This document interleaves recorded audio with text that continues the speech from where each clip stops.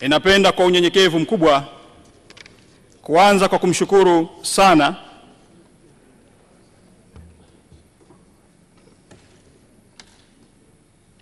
Mwenyezi Mungu mwingi wa rehema kwa kutuwezesha kuja hapa kutazama tulikotoka, tulipo na tunakoelekea kama taifa lenye mwelekeo chini ya uongozi wa serikali ya awamu ya 6. Namshukuru Mwenyezi Mungu kwa kutulinda, lakini pia kwa kutupa jukwaa la majadiliano haya ambayo sio tu tunapanga bajeti bali tunachora hatima ya mamilioni ya Watanzania. Kama tunavyofahamu, Tanzania ni nchi huru. Tutatetea bila hofu haki yetu ya kufanya maamuzi yetu wenyewe kuhusu utaratibu wetu wa kujitawala, kama alivyosema baba wa taifa Mwalimu Julius Kambarage Nyerere kwenye hotuba yake ya Tuwashe Mwenge ya mwaka 1992. Na TAMISEMI ndio jukwaa la kujitawala kwa vitendo kwenye vijiji, kwenye mitaa, kwenye kata, kwenye halmashauri, kwenye shule zetu, kwenye barabara na kwenye hospitali zetu. Mheshimiwa Spika, kwa heshima ya kipekee ninamshukuru kwa dhati Mheshimiwa Dr. Samia Suluhu Hassan, Rais wa Jamhuri ya Muungano wa Tanzania, ambaye katika kipindi kifupi ameonyesha kwamba maendeleo yanawezekana, yanaweza kusimamiwa kwa upendo na yakafanyika kwa kasi bila kelele. Lakini kwa matokeo, Rais Samia amekuwa mfano wa kiongozi wa kisiasa mwenye mapenzi na kona zote za nchi hii. Amehakikisha kwamba mwenge wa maendeleo hautakiwi kuangaza mijini pekee, bali kuingia hadi kwenye mitaa ya pembezoni. Na sisi TAMISEMI tumepewa kibatari hicho kuusambaza mwanga huo wa matumaini. Lakini pia Dr. Samia sio tu anaongoza nchi, anawasha mwenge wa fikra za maendeleo jumuishi, wa diplomasia yenye staha na mwelekeo wa kimaendeleo. Na sisi TAMISEMI tumepewa mwenge huo si kuutazama bali kuupeleka kila kona ya Tanzania. Aidha, nitumie nafasi hii adhimu kumshukuru Dr. Samia Suluhu Hassan, Amiri Jeshi Mkuu na Rais wetu wa Tanzania, kwa kuendelea kuniamini kuwatumikia wananchi wa Tanzania katika nafasi ya waziri wa nchi ofisi ya Rais TAMISEMI. Ninaendelea kumwahidi kuwa nitafanya kazi hii kwa bidii, kujituma na maarifa zaidi ili kuhakikisha ndoto yake ya kuijenga TAMISEMI iliyo bora inatimia. Kwani mafanikio ya ofisi ya Rais TAMISEMI ni mafanikio ya serikali kwa ujumla. Hii ni kwa kuwa TAMISEMI ni maisha ya kila siku ya Mtanzania. Ina jukumu katika maisha ya kila Mtanzania, kila mwananchi. Mheshimiwa Spika, kipekee kabisa ninakupongeza wewe mwenyewe, Spika wetu wa Bunge la Jamhuri ya Muungano wa Tanzania na rais wa mabunge ya dunia.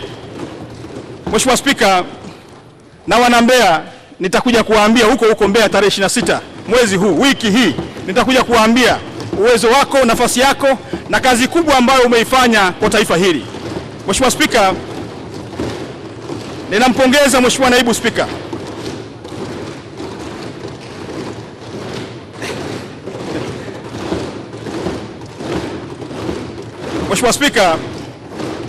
ninampongeza Mheshimiwa Naibu Spika.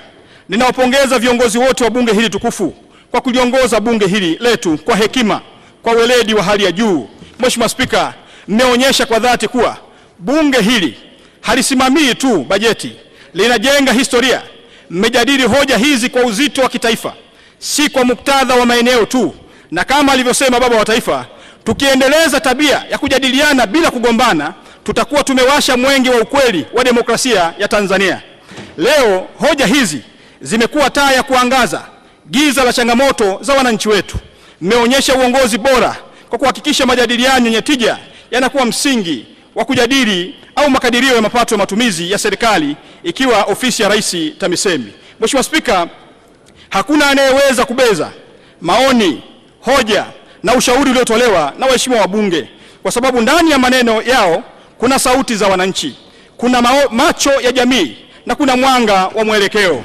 Maoni hayo si mapambo ya mijadala ya bungeni, bali ni dira ya kusimamia kwa umakini utekelezaji wa mpango wa bajeti ya mafungu yote 28 ya ofisi ya Rais TAMISEMI. kwa lengo la kuimarisha huduma kwa kila Mtanzania bila ubaguzi wa kijiografia wala hali ya kiuchumi. Na kama alivyosema hayati Edward Sokoine akisimama kwa sauti ya wananchi, serikali yoyote inayoshindwa kusikiliza kilio cha wananchi wake basi haina sababu ya kuendelea kuitwa serikali yao. Kwa msingi huu, hoja zenu waheshimiwa wabunge hazitapita kama taarifa ya kusikilizwa, bali kama mwanga wa hatua, kama mwenge wa utekelezaji na kama alama ya dhamira ya TAMISEMI mpya inayojengwa kwa nguvu ya wananchi na misingi ya haki na usawa. Mheshimiwa Spika, ninaishukuru kamati ya kudumu ya Bunge ya TAMISEMI. Nitumie fursa hii kuwathibitishia kuwa maoni yao, ushauri wao utazingatiwa na kuwa dira ya kuimarisha utendaji na utoaji huduma bora kwa wananchi. Mheshimiwa Spika, ninapenda kuwashukuru na kutambua mchango wa viongozi wenzangu na wataalamu wa ofisi ya Rais TAMISEMI. Kipekee ninawashukuru manaibu mawaziri, Mheshimiwa Dr. Festo John Dugange, mbunge, Mheshimiwa Zainab Athman Katimba, mbunge. Vile vile ninaishukuru management ya ofisi ya Rais TAMISEMI ikiongozwa na ndugu Adolf Ndunguru kwa kazi kubwa ya uchambuzi na ushirikiano walionipatia wakati wa kuandaa ufafanuzi wa hoja zilizotolewa na waheshimiwa wabunge wakati wa kujadili mpango wa bajeti. Imekuwa ni fursa adhimu kwangu Mheshimiwa Spika kufanya kazi na timu hii yenye uadilifu, yenye watu wenye vipaji, uzalendo, ubunifu na kujitoa kwao kwa dhati kupigania maendeleo ya wananchi. Mheshimiwa Spika, leo sisimami kwa niaba ya wizara tu, bali kwa niaba ya watu. Leo sijasimama kuhitimisha hoja tu, bali kuwasha mwenge wa dhamira, mwenge wa matumaini, mwenge wa mabadiliko. Na kama alivyosema baba wa taifa, mwenge huu sio mashua, bali wa kuangaza hata walio porini. Ndiyo maana nasema tuwashe mwenge wa TAMISEMI. Mheshimiwa Spika, katika zama ambapo taifa letu linahitaji dira, tumaini na utendaji unaogusa maisha wapo walio pembezoni, leo si siku ya kutoa maelezo tu, bali ni siku ya kuwasha mwenge wa dhamira mpya ya TAMISEMI. Na kama alivyosema baba wa taifa Mwalimu Julius Kambarage Nyerere katika hotuba yake ya kihistoria ya tuwashe mwenge ya mwaka 1992, kuongoza ni kuonyesha njia, lakini ni vigumu kuonyesha njia gizani bila taa wala dira. Kwa hiyo leo si mwanga wa takwimu, bali ni mwanga wa mwelekeo wa watu. Leo hatusemi tuwashe mwenge wa maneno, tunaenda nao kwenye matendo. Mheshimiwa Spika, katika taifa letu TAMISEMI ni moyo ya maisha ya kila siku ya mwananchi, na hii ni kwa sababu TAMISEMI ndipo ndoto huandikwa kwenye daftari la shule la kata. TAMISEMI ndipo maumivu hupona katika zahanati ya kijiji, ndipo fursa huinuka kupitia masoko ya mamalishe, na ndipo barabara za TARURA huunganisha kijana wa kijijini na soko la mjini. Kwa hiyo TAMISEMI si ofisi, ni mfumo wa maisha, si wizara tu pekee, ni tafsiri ya kiini cha utawala wa karibu. Kwa hivyo nitende haki leo kwa kusema kwa sauti kubwa na ya faraja, tuwashe mwenge wa TAMISEMI mpya, tusizime ndoto za walio mbali. Mheshimiwa Spika, wakati wa kujadili hotuba ya mpango wa bajeti ofisi ya Rais TAMISEMI mwaka 2025-2026, waheshimiwa wabunge 77 walipata fursa ya kuchangia, ambapo wabunge 73 walipata fursa ya kuchangia kwa kuzungumza na wabunge 4 walichangia kwa njia ya maandishi. Mheshimiwa Spika, hoja za waheshimiwa wabunge zilijikita katika maeneo yafuatayo: 1. Ujenzi wa ukarabati wa matengenezo ya barabara. 2. Usimamizi na uendeshaji wa elimu msingi na sekondari. 3. Utaratibu na usimamizi wa huduma za afya ya msingi, ustawi wa jamii na lishe. 4. Usimamizi wa matumizi ya fedha za wajibu wa makampuni kwa jamii, yani CSR. 5. Kuongeza mapato ya ndani ya halmashauri. 6. Kudhibiti matumizi ya mapato ya ndani ya mamlaka za serikali za mitaa. 7. Uwezeshaji wananchi kiuchumi. 8. Ujenzi wa masoko na stendi. 9. Upungufu wa watumishi katika sekta ya elimu na afya. Na 10. Usimamizi wa utoaji wa fedha za mikopo kwa vikundi vya wanawake, vijana na wenye ulemavu. Mheshimiwa Spika, kwa kuzingatia maeneo niliyoyataja hapo juu, ninapenda kutoa ufafanuzi wa hoja mbalimbali ambazo zimeibuliwa na kamati pamoja na waheshimiwa wabunge wakati wa kujadili mapato na matumizi ya ofisi ya Rais TAMISEMI kwa mwaka 2025-2026. Hoja za kamati: 1. Serikali ifanye tathmini ili kubaini ukubwa wa tatizo la upungufu wa matundu ya vyoo katika shule zote nchini, shule za msingi na sekondari. Mheshimiwa Spika, kwa mujibu wa sensa ya elimu ya msingi ya mwaka 2024, shule za msingi zina mahitaji ya matundu 429,599 ya vyoo. Vyoo vilivyopo ni matundu 240,320 na upungufu ni matundu 189,279. Wastani wa uwiano uliopo kwa wavulana ni tundu moja kwa wavulana 47 badala ya tundu moja kwa wavulana 25, na kwa wasichana ni tundu moja kwa wasichana 43 badala ya tundu moja kwa wasichana 20. Upande wa sekondari mahitaji ni matundu 185,870 ya vyoo, yaliyopo ni matundu 84,608 na upungufu ni matundu 51,262, ambapo wastani wa uwiano uliopo kwa wavulana ni tundu moja kwa wavulana 36 badala ya tundu moja kwa wavulana 25, na wasichana ni tundu moja kwa wasichana 35 badala ya tundu moja kwa wasichana 20. Mheshimiwa Spika, ninakiri kwamba bado tunakabiliwa na changamoto ya matundu ya vyoo katika shule zetu, changamoto ambayo si ya miundombinu pekee bali ni changamoto ya utu wa mwanafunzi, heshima ya elimu na uhai wa taifa letu. Kwa TAMISEMI, choo si jengo tu la haja, ni sehemu ya usalama ya mtoto wa kike, ni ishara ya hadhi ya mwanafunzi wa Kitanzania na ni kipimo cha thamani tunayoiweka katika elimu ya watoto wa masikini. Na kama alivyoona hayati Mzee Abedi Amani Karume kwa hekima na ujasiri wa kweli wa mwananchi, kama tunataka wananchi waishi kama binadamu, basi ni lazima tuanze kuwaheshimu kama binadamu. Kwa mantiki hiyo, ofisi ya Rais TAMISEMI inatambua kuwa ujenzi wa vyoo si swala la kiufundi tu bali ni jukumu la kimaadili.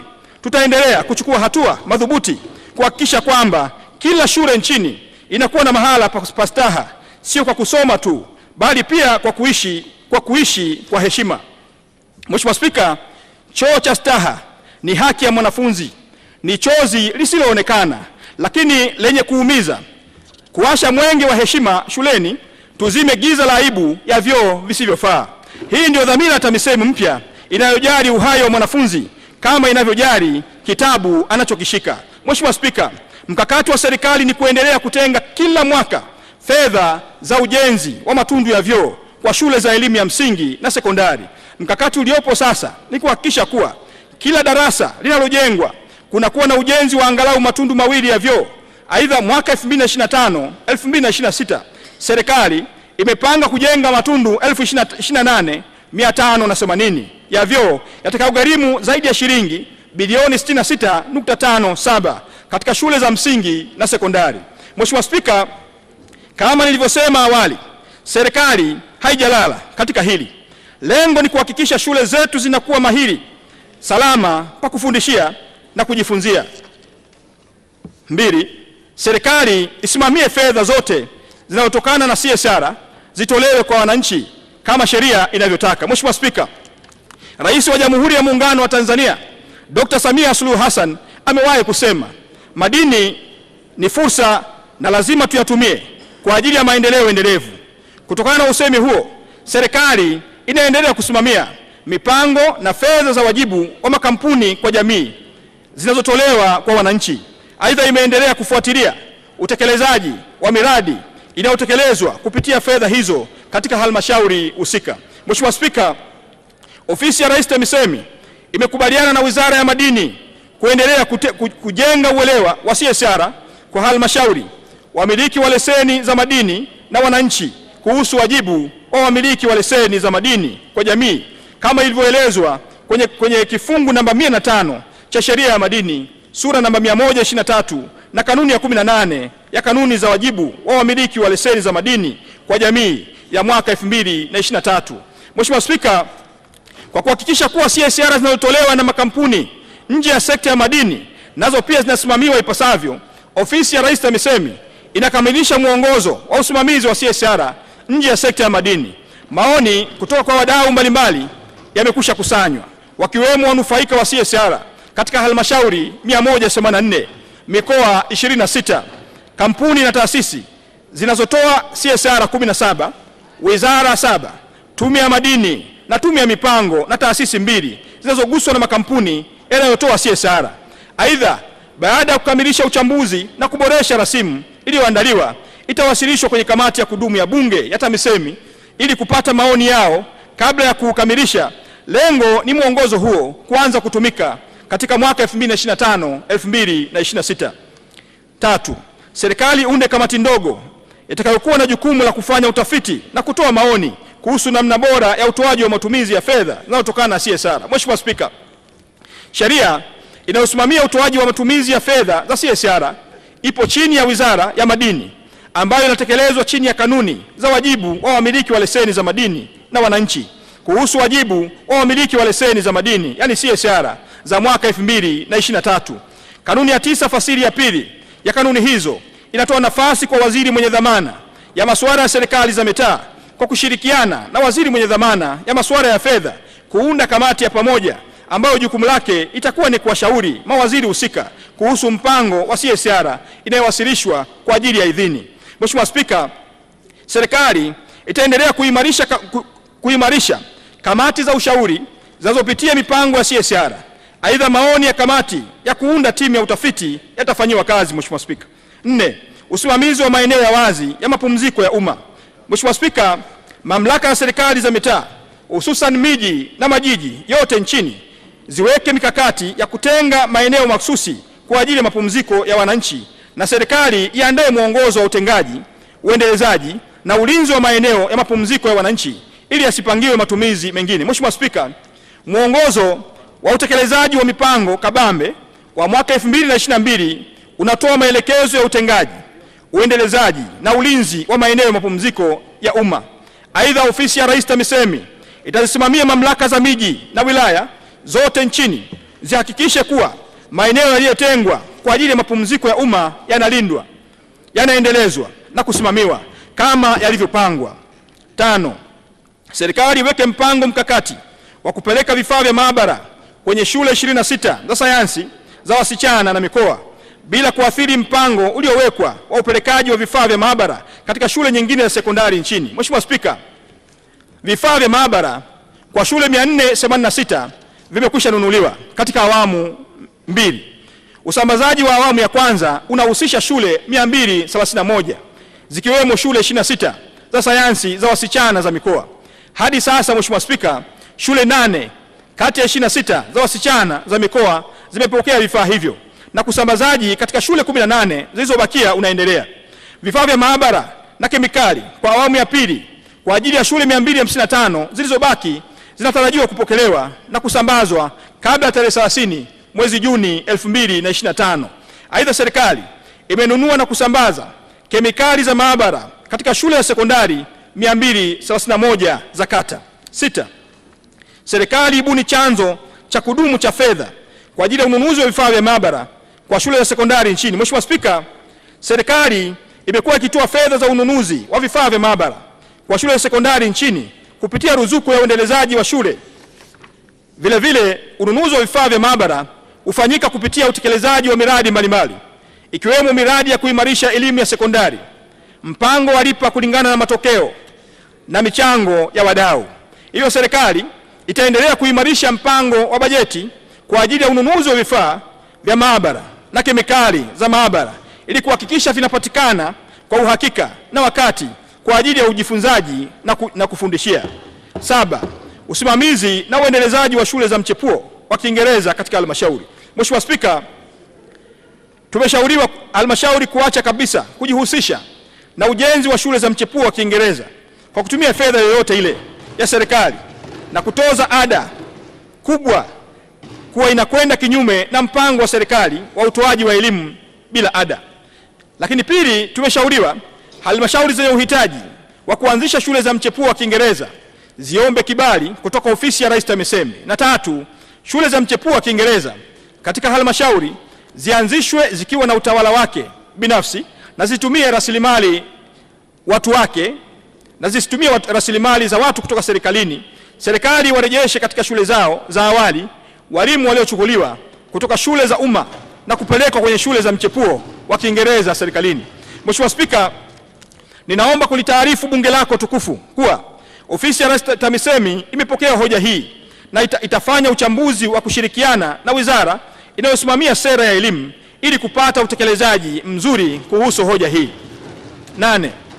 Serikali ilipe kwa wakati madeni mbalimbali ya watumishi wa mamlaka ya serikali za mitaa nchini ili kuondoa malimbikizo ya madeni. Mheshimiwa Spika, serikali imeendelea kulipa madeni ya watumishi wa mamlaka ya serikali za mitaa.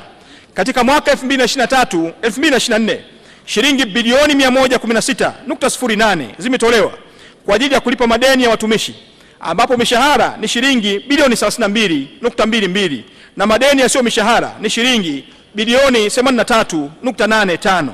Katika mwaka 2024-2025 hadi Machi 2025 madeni yenye thamani ya shilingi bilioni 78.75 yamekwisha lipwa.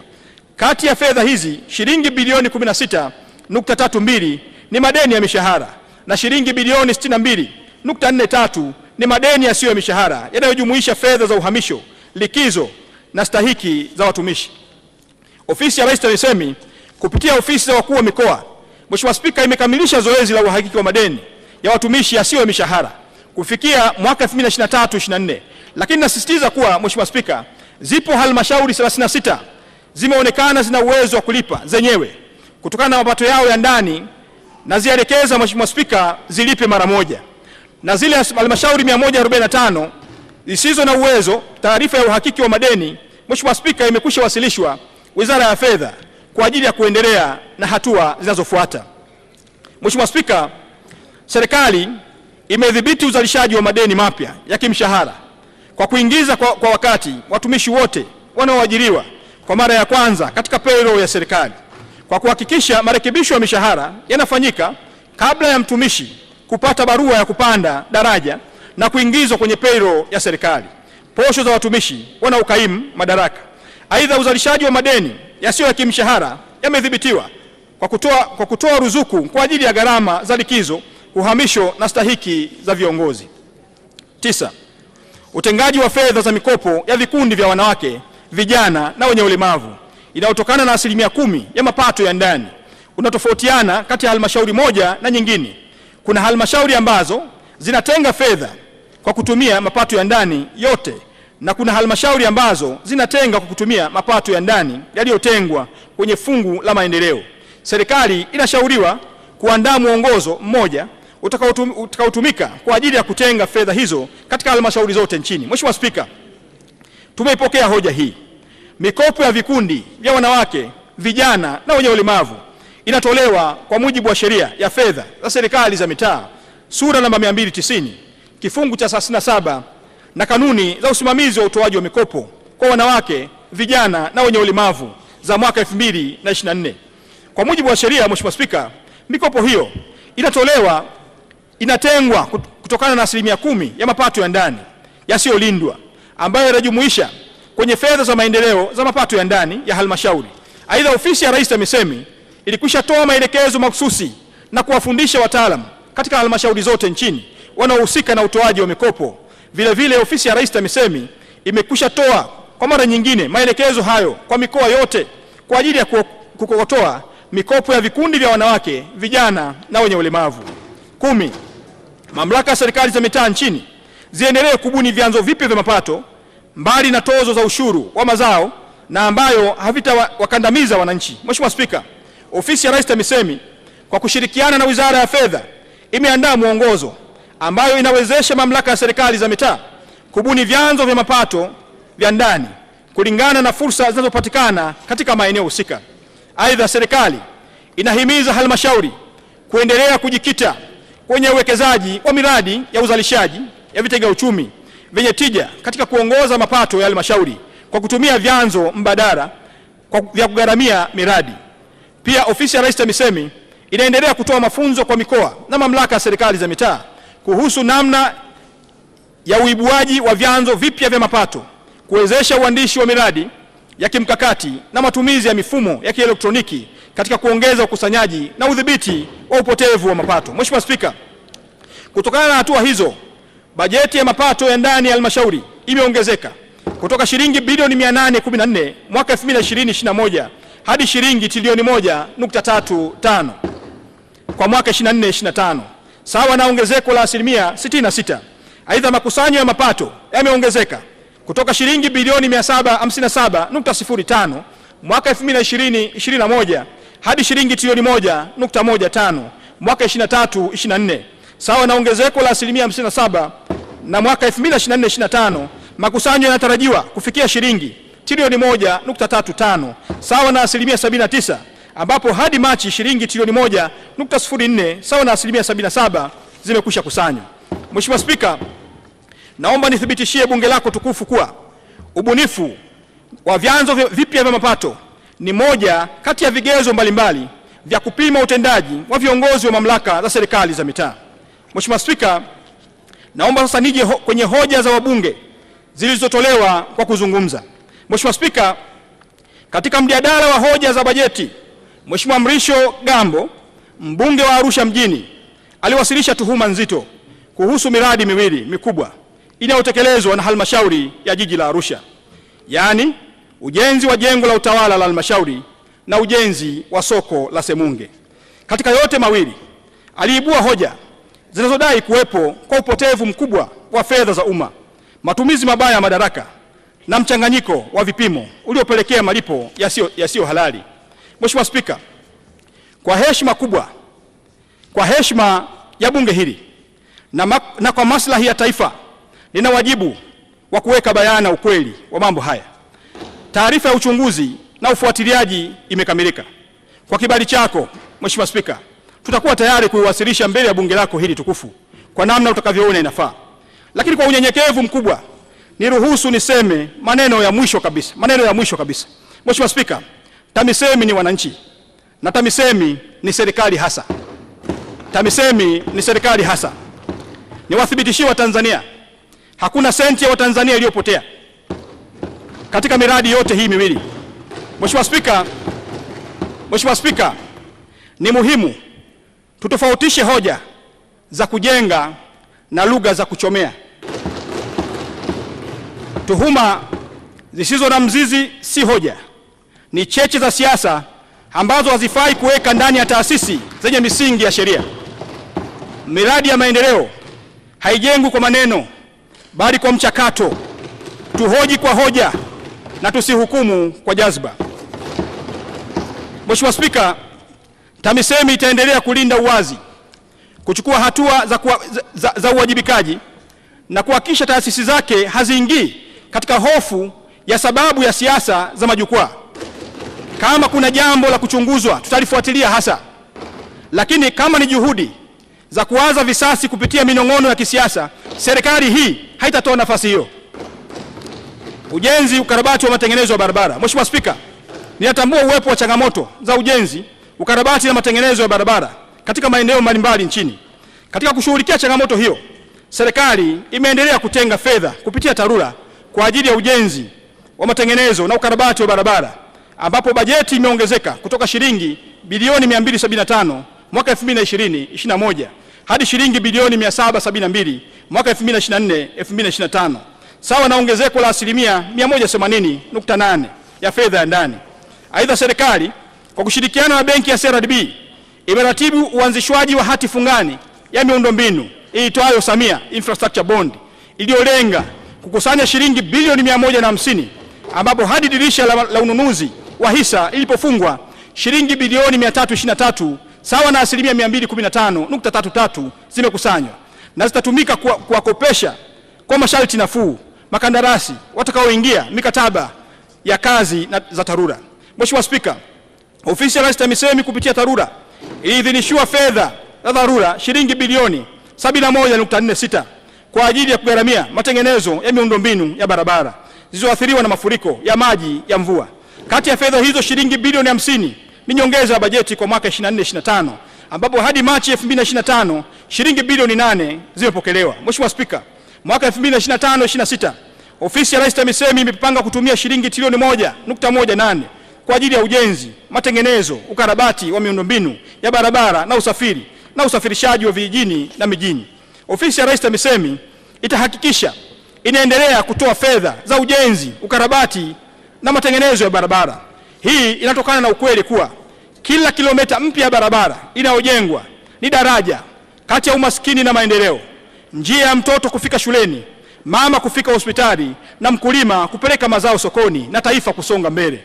Usimamizi na uendeshaji wa elimu msingi na sekondari. Mheshimiwa Spika, ofisi ya Rais TAMISEMI inatambua umuhimu wa kuboresha mazingira ya kufundishia na kujifunzia, ambapo imeendelea kujenga na kukarabati miundombinu ya elimu pamoja na kuendeleza mazingira ya maeneo hayo. Serikali imeendelea kuwekeza katika utoaji wa elimu msingi na sekondari, ambapo mpango wa elimu msingi bila ada umeongezwa bajeti kutoka shilingi bilioni 249.66 mwaka 2020-2021 hadi shilingi bilioni 510.96 mwaka 2025-2026. Hii ni sawa na ongezeko la shilingi bilioni 261.30 sawa na asilimia 104.66. Mheshimiwa Spika, serikali imeboresha na kuzipatia vifaa shule 330 zikiwemo shule 28 za mchepuo wa elimu ya ufundi wa amali, shule 274 za mchepuo wa kilimo na shule 28 za mchepuo wa biashara. Hii ni kuhakikisha watoto wa Tanzania wanapata elimu yenye ujuzi na maarifa yatakayowawezesha kujiajiri na kujitegemea. Vile vile serikali imeajiri walimu 45,808 wakiwemo walimu 477 wa elimu maalum na 127 wa lugha za alama.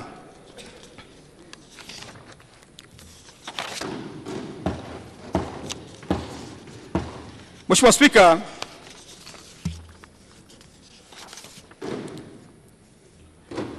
ninaomba kwa nafuu ya muda, nitumie nafasi hii kulithibitishia bunge lako kuwa hoja zote zilizotolewa na waheshimiwa wabunge zimepokelewa na nimetoa maelekezo ya kuandaa mpango kazi wa utekelezaji na taarifa yake itawasilishwa kwa maandishi.